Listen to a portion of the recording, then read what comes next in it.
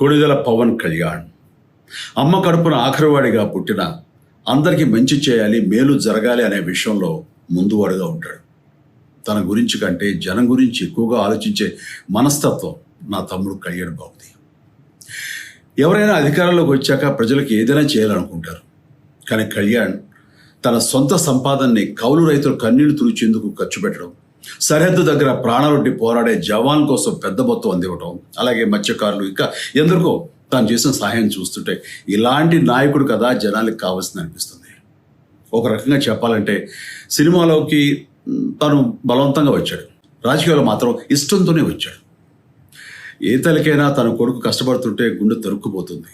అలాగే ఏ అన్నకైనా తన తమ్ముడు అనవసరంగా మాటలు పడుతుంటే బాధ వేస్తుంది. అలా బాధపడుతున్న నా తల్లికి ఈ అన్నయ్యగా ఒక మాట చెప్పాను. నీ కొడుకు ఎంతోమంది తల్లుల కోసం, వాళ్ళ బిడ్డల భవిష్యత్తు కోసం చేసే యుద్ధం అమ్మా ఇది. మన బాధ కంటే అది ఎంతో గొప్పది అన్నాను.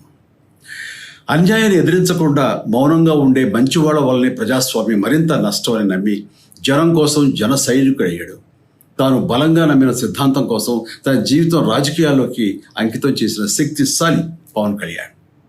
ప్రజల కోసం, రాష్ట్ర భవిష్యత్తు కోసం ఆ శక్తిని వినియోగించాలి అంటే చట్టసభలో అతని గొంతు మనం వినాలి.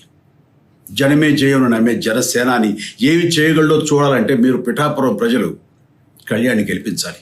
మీకు సేవకుడుగా, సైనికుడుగా అండగా నిలబడతాడు. మీకోసం ఏమైనా సరే కలబడతాడు, మీ కళ నిజం చేస్తాడు. పిఠాపురం వాస్తవ్యులకు మీ చిరంజీవి విన్నపం, గాజు గ్లాసు గుర్తుకి మీ ఓటు వేసి పవన్ కళ్యాణ్ని గెలిపించండి. జై హింద్.